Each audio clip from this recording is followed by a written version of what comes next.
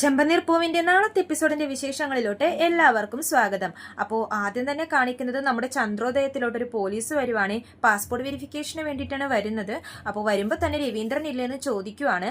അപ്പോൾ സച്ചി പറയുന്നുണ്ട്, ഉണ്ട് സാർ, അകത്തോട്ട് വാന്ന് പറഞ്ഞ് പോലീസിനെ അകത്തോട്ട് ക്ഷണിക്കുമ്പോഴേക്കും ചന്ദ്ര ഓടി വരുവാണ്. ചന്ദ്ര പോലീസിനെ കാണുമ്പോൾ തന്നെ വിചാരിക്കുന്നുണ്ട് സച്ചി എന്തോ പ്രശ്നം ഉണ്ടാക്കിയിട്ട് പോലീസ് വീട്ടിൽ അന്വേഷിച്ച് വന്നിരിക്കുവാണെന്ന്. എന്നിട്ട് പോലീസിനോടൊക്കെ പറയുന്നുണ്ട്, എന്താ സാർ ഇവൻ എന്ത് പ്രശ്നം ഉണ്ടാക്കിയത്, കുറച്ചുനാൾ ഇവനെ കൊണ്ടൊരു ശല്യം വീണ്ടും തുടങ്ങിയോടാന്നൊക്കെ പറഞ്ഞിട്ട് ചന്ദ്ര ഭയങ്കരമായിട്ട് ബഹളം വെക്കുന്നുണ്ട്. അപ്പോഴേക്കും പോലീസ് ഒന്നും മിണ്ടാതെ ഇതൊക്കെ കേട്ടോണ്ടിരിക്കുവാണ്. അപ്പോൾ സച്ചി പറയുന്നുണ്ട്, എന്നെ അന്വേഷിച്ചിട്ടല്ലമ്മേ അച്ഛൻ അന്വേഷിച്ചാ വന്നെന്ന് പറയുമ്പോൾ ചന്ദ്ര പറയും, എന്ത് രവിയേട്ടനെ അന്വേഷിച്ചിട്ടോ, രവിയേട്ടൻ എന്ത് പ്രശ്നം ഉണ്ടാക്കി, രവിയേട്ടാന്നൊക്കെ പറഞ്ഞ് വിളിച്ച് പോവുന്നുണ്ട്. അപ്പോഴേക്കും രവീന്ദ്രൻ വരും. രവീന്ദ്രൻ വരുമ്പോഴേക്കും ചന്ദ്ര ചോദിക്കും, നിങ്ങൾ അന്വേഷിച്ച് പോലീസ് വന്നിരിക്കുന്നു, നിങ്ങൾ എന്ത് തെറ്റാ ചെയ്തെന്ന് ചോദിക്കുമ്പോഴേക്കും രവീന്ദ്രൻ പറയുന്നുണ്ട്, എന്റെ ചന്ദ്രേ, പോലീസ് വീട്ടിലോട്ട് വന്നാൽ അതെന്തെങ്കിലും തെറ്റ് ചെയ്തിട്ടായിരിക്കണം എന്നുണ്ടോ, നീ അവിടെ മിണ്ടാതിരിക്കെ. സാർ എന്താ സാർ കാര്യം എന്ന് ചോദിക്കുമ്പോഴേക്കും വെരിഫിക്കേഷന് വന്നതാണെന്ന് പോലീസ് പറയുന്നുണ്ട്. അപ്പോൾ സച്ചിയും രവീന്ദ്രനൊക്കെ പോലീസിനെ വിളിച്ച് അകത്തിരുത്തി സംസാരിക്കുന്നൊക്കെയുണ്ട്. എന്താ ഇപ്പോൾ എല്ലാവരും ഫാമിലിയിൽ എല്ലാവരും പാസ്പോർട്ടിന് അപ്ലൈ ചെയ്തതെന്ന് ചോദിക്കുമ്പോഴേക്കും രവീന്ദ്രൻ പറയുന്നുണ്ട്, നമ്മൾ എല്ലാവരും മലേഷ്യക്ക് പോകാൻ തീരുമാനിച്ചിരിക്കുവാണ്, അതിന് വേണ്ടിയിട്ടാന്ന് പറയുമ്പോഴേക്കും എല്ലാവരുടെയും ID കാർഡ് കാണിച്ചു തരാൻ പോലീസ് പറയുവാണ് ഇവരോട്. നിങ്ങൾക്കറിയാവുന്നവരാരെങ്കിലും മലേഷ്യയിലുണ്ടോ എന്ന് ചോദിക്കുമ്പോഴേക്കും ചന്ദ്ര പറയുന്നുണ്ട്, എൻ്റെ മൂത്ത മരുമകള് മലേഷ്യക്കാരിയാ, അവളുടെ ഫാമിലിയിലുള്ള എല്ലാവരും മലേഷ്യയിലാണ് ഉള്ളത്, ശ്രുതി വാ മോളെ സംസാരിക്കുന്നു പറഞ്ഞിട്ട് ശ്രുതിയെ വിളിക്കുന്നുണ്ട്. അപ്പോൾ പോലീസ് ശ്രുതിനോടൊക്കെ ചോദിക്കുന്നുണ്ട്, നിങ്ങളുടെ ഫാമിലി മൊത്തം അവിടെയാണെന്ന് ചോദിക്കുമ്പോഴേക്കും ചന്ദ്ര ഇടയിൽ കയറി പറയുന്നുണ്ട്, അവളുടെ അച്ഛൻ ജയിലിലാണെന്ന് പറഞ്ഞത് കംപ്ലീറ്റ് ചെയ്യാൻ പോകുമ്പോഴേക്കും ശ്രുതി ഇടയിൽ കയറി പറയുന്നുണ്ട്, ഫാമിലി മൊത്തം അവിടെയാണ്, അച്ഛൻ ഇപ്പോൾ ഒരു വേൾഡ് ടൂറിലാണെന്നൊക്കെ പറയുവാണ്. അപ്പോഴേക്കും ചന്ദ്രയും സച്ചിയും എല്ലാവരും ഇങ്ങനെ ശ്രുതിയെ സൂക്ഷിച്ച് നോക്കുന്നുണ്ട്. ചന്ദ്ര ശ്രുതിയോട് പോയി ചോദിക്കുന്നുണ്ട്, എന്തിനാ അച്ഛൻ ഇപ്പോൾ വേൾഡ് ടൂർ പോയിരിക്കുവാണെന്നൊക്കെ പറഞ്ഞെന്നൊക്കെ ചോദിക്കുമ്പോഴേക്കും ശ്രുതി പറയുന്നുണ്ട്, ആൻറ്റി അച്ഛൻ ജയിലിലാണെന്നൊക്കെ പറഞ്ഞു കഴിഞ്ഞാൽ പാസ്പോർട്ട് കിട്ടാൻ ബുദ്ധിമുട്ടാവും, ചിലപ്പോൾ കിട്ടത്തേയില്ല, അതുകൊണ്ട് ഞാൻ അങ്ങനെ ഒരു കള്ളം പറഞ്ഞെന്നൊക്കെ പറയുമ്പോഴേക്കും ചന്ദ്ര പറയുന്നുണ്ട്, അതാണോ, എന്നാൽ കുഴപ്പമില്ല എന്ന് പറഞ്ഞിട്ട് ചന്ദ്ര വീണ്ടും അവിടെ തന്നെ പോയിരിക്കുവാണ്.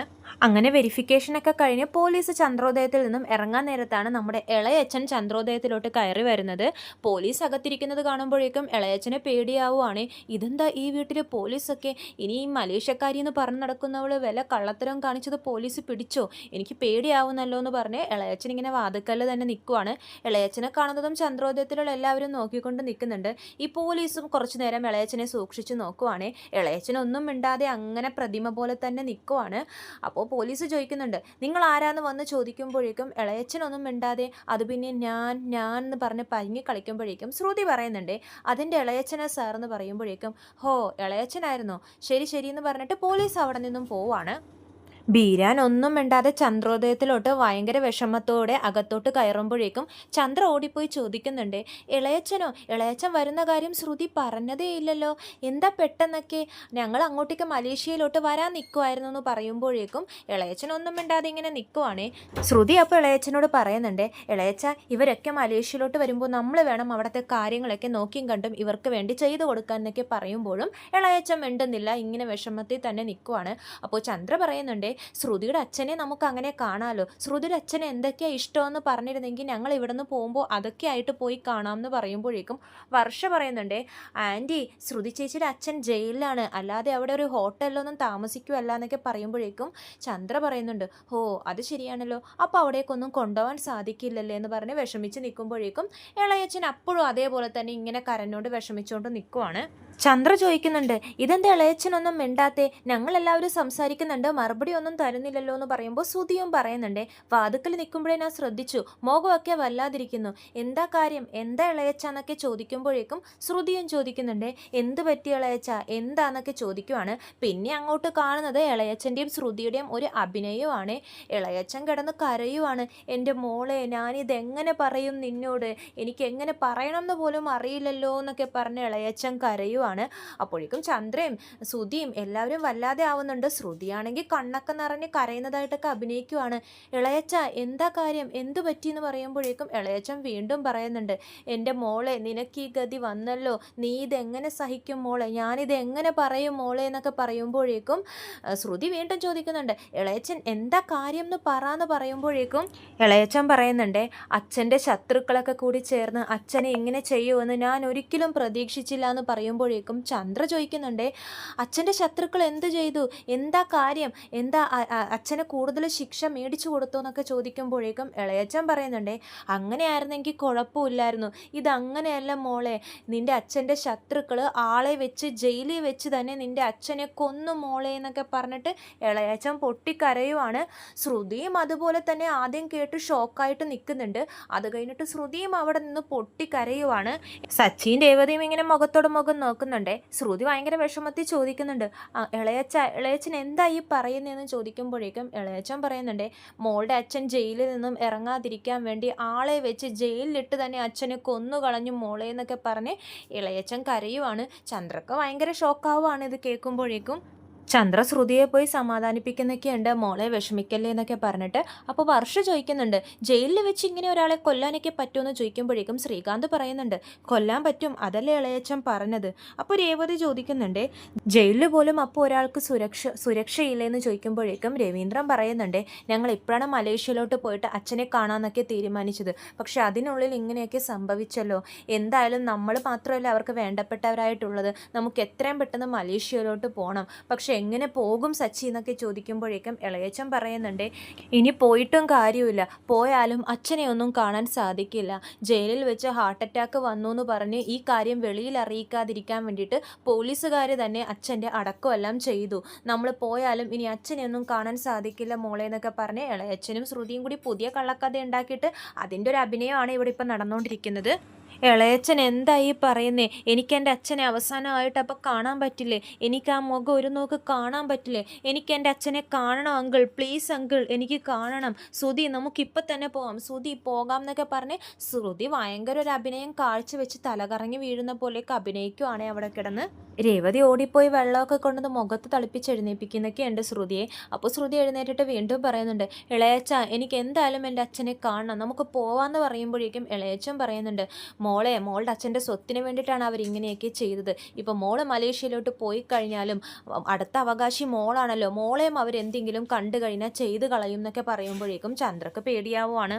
ചന്ദ്ര ചോദിക്കുന്നുണ്ട്, അപ്പോൾ ശ്രുതിക്ക് കിട്ടാനുള്ള സ്വത്തൊന്നും ഇനി കിട്ടത്തില്ലേ എന്ന് ചോദിക്കുമ്പോഴേക്കും നമ്മുടെ സച്ചി രവീന്ദ്രനോട് പറയുന്നുണ്ട്, അച്ഛാ ഒരാൾ മരിച്ചെന്ന് പറയുന്നു, അമ്മയ്ക്ക് എപ്പോഴും സ്വത്തിലും പണത്തിലും ഒക്കെയാണ് കണ്ണ്, ചോദിക്കുന്ന ചോദ്യം കേട്ടില്ലേ അച്ഛാ എന്ന് പറയുമ്പോഴേക്കും രവീന്ദ്രൻ പറയുന്നുണ്ട്, എൻ്റെ ചന്ദ്രേ ഒരാളൊരു ദുഃഖവാർത്ത പറയാൻ വരുമ്പോഴേക്കും അയാളോട് ചോദിക്കേണ്ട ചോദ്യമാണോ ഇത്, നിനക്ക് എന്താ ചന്ദ്ര ഇത് എന്നൊക്കെ ചോദിക്കുന്നുണ്ട് രവീന്ദ്രൻ.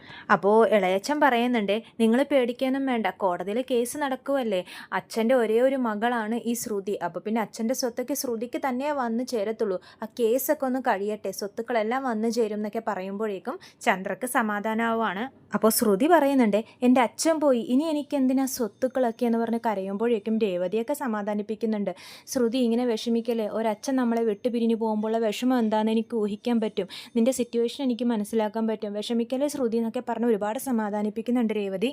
നീ ഇങ്ങനെ മനസ്സ് വിഷമിപ്പിക്കല്ലേ മോളെ, ധൈര്യമായിട്ടിരിക്കുമെന്ന് പറഞ്ഞ് ഇളയച്ചൻ സമാധാനിപ്പിക്കുന്നുണ്ട്. എന്നിട്ട് പോവാന്ന് പറഞ്ഞ് ഇറങ്ങാൻ നേരത്തെ രവീന്ദ്രൻ പറയുന്നുണ്ട്, വന്നേല്ലേ ഉള്ളൂ, പെട്ടെന്ന് പോവല്ലേ, കുറച്ചു നേരം കഴിഞ്ഞിട്ട് പോവാന്ന് പറയുമ്പോഴേക്കും ഇളയച്ചൻ പറയുന്നുണ്ട്, കോർട്ട് കേസ് എന്ന് പറഞ്ഞ് ഒരുപാട് കാര്യങ്ങൾ എനിക്ക് ചെയ്തു തീർക്കാനുണ്ട്, ഞാൻ വരാം, കുറച്ച് ദിവസം കഴിഞ്ഞാൽ എനിക്ക് ഇനിയും മലേഷ്യയിലോട്ടൊക്കെ പോകാനുണ്ട്, ഇതിനെപ്പറ്റി അന്വേഷിക്കാൻ, പിന്നീട് ഒരു ദിവസം വന്നിരിക്കാം എന്നൊക്കെ പറഞ്ഞിട്ട് ഇളയച്ചൻ അവിടെ നിന്നും പോവാണ്. രവീന്ദ്രൻ സച്ചിയോടായിട്ട് പറയുന്നുണ്ട്, എടാ സച്ചി ആ മലേഷ്യൻ ട്രിപ്പ് ക്യാൻസൽ ആയടാ, ഇപ്പോൾ ഈ സമയത്ത് നമ്മളെല്ലാവരും ശ്രുതിയുടെ കൂടെ വേണം, നമുക്കിപ്പോൾ ഏതായാലും മലേഷ്യയിലോട്ടൊന്നും പോവണ്ട, ക്യാൻസൽ ചെയ്യുമെന്ന് പറഞ്ഞിട്ട് രവീന്ദ്രൻ അവിടെ നിന്നും പോവാണ്. സച്ചിക്ക് നല്ല സംശയമുണ്ട് ഇതൊക്കെ ശ്രുതിയുടെ ഡ്രാമയാണെന്നുള്ളത്. സച്ചിയും രേവതിയും കൂടി ഇങ്ങനെ മുഖത്തോട് മുഖം നോക്കിക്കൊണ്ട് നിൽക്കുവാണ്. പിന്നെ കാണിക്കുന്നത് ശ്രുതി മുറിയിലിരുന്ന് കരയുമ്പോഴേക്കും ശ്രുതി സമാധാനിപ്പിക്കുന്നതാണ്. ശ്രുതിയും കൂടെ ഇരുന്ന് കരയുന്നുണ്ട്. ശ്രുതി നിൻ്റെ സിറ്റുവേഷൻ എനിക്ക് മനസ്സിലാവും, നിൻ്റെ അച്ഛൻ നിന്നെ വിട്ട് പോയി, അതും നിനക്കിനി ഒരിക്കലും കാണാത്ത വിധത്തിൽ അവരാക്കി കളഞ്ഞു, എനിക്കും അദ്ദേഹത്തെ കാണാൻ പറ്റില്ല, ജയിലിൽ നിന്ന് ഇറങ്ങുമ്പോഴേക്കും എനിക്ക് അദ്ദേഹത്തെ കാണണം എന്നൊക്കെ ഉണ്ടായിരുന്നു, നമ്മൾ ഒന്നിച്ച് മലേഷ്യയിലോട്ടൊക്കെ പോയി അദ്ദേഹത്തിൻ്റെ കൂടെ സമയം സ്പെൻഡ് ചെയ്യണം എന്നൊക്കെ ആഗ്രഹം ഉണ്ടായിരുന്നു, ഇനി ഒരിക്കലും അതൊന്നും നടക്കില്ല എന്നൊക്കെ പറഞ്ഞ് വിഷമിക്കുമ്പോഴേക്കും ശ്രുതി പറയുന്നുണ്ട്, ഇനി എനിക്കെന്ന് പറഞ്ഞാൽ ആരുമില്ല ശ്രുതി, എനിക്ക് നീ മാത്രമാണുള്ളതെന്ന് പറയുമ്പോൾ ശ്രുതി പറയുന്നുണ്ട്, നീ വിഷമിക്കണ്ട, നിനക്ക് ഞാനുണ്ട്, ഞാൻ നിൻ്റെ അച്ഛൻ്റെ സ്ഥാനത്ത് നിന്ന് നോക്കും, നിൻ്റെ കൂടെ തന്നെ ഞാൻ ഉണ്ടാവും എന്നൊക്കെ പറഞ്ഞ് ശ്രുതി സമാധാനിപ്പിക്കുന്നുണ്ട് ശ്രുതിയെ. എന്നിട്ട് പറയുന്നുണ്ടേ, അദ്ദേഹത്തിനോടുള്ള ആദരവ് വെച്ചിട്ട് നമുക്ക് നാളെ ഷോറൂം തുറക്കണ്ട, നാളെ ഒരു ദിവസം ഷോറൂമിന് അവധി കൊടുക്കാമെന്ന് പറയുമ്പോഴേക്കും ശ്രുതി ചാടി എഴുന്നേക്കുവാണ്. അത്രയും നേരം മടിയിലിരുന്ന് കരഞ്ഞിരുന്ന ശ്രുതി ചാടി എഴുന്നേക്കുവാണ്. അതൊന്നും വേണ്ട ശ്രുതി, ലീവ് ഒന്നും കൊടുക്കണ്ട. എൻ്റെ അച്ഛൻ എപ്പോഴും പറയും ബിസിനസ്സിൽ ഒരു നിമിഷം പോലും നമ്മൾ റെസ്റ്റ് എടുക്കാതെ പണിയെടുക്കണം എന്ന്. അതുകൊണ്ട് നമുക്ക് ലീവ് ഒന്നും കൊടുക്കണ്ട, അച്ഛനും അതാ ഇഷ്ടം എന്ന് പറയുമ്പോഴേക്കും ശ്രുതി പറയുന്നുണ്ട്, എന്നാൽ ശരി അതുപോലെ തന്നെ ചെയ്യാം. നീ വേണമെങ്കിൽ 2 ദിവസം ലീവ് എടുത്തെന്ന് പറയുമ്പോൾ ശ്രുതി അതും സമ്മതിക്കുന്നില്ലേ? വേണ്ട, ഞാൻ ലീവ് എടുക്കുന്നില്ല. ഇവിടെ ഇരുന്ന് കഴിഞ്ഞാൽ എനിക്ക് വീണ്ടും അച്ഛൻ്റെ ഓർമ്മകൾ തന്നെയായിരിക്കും.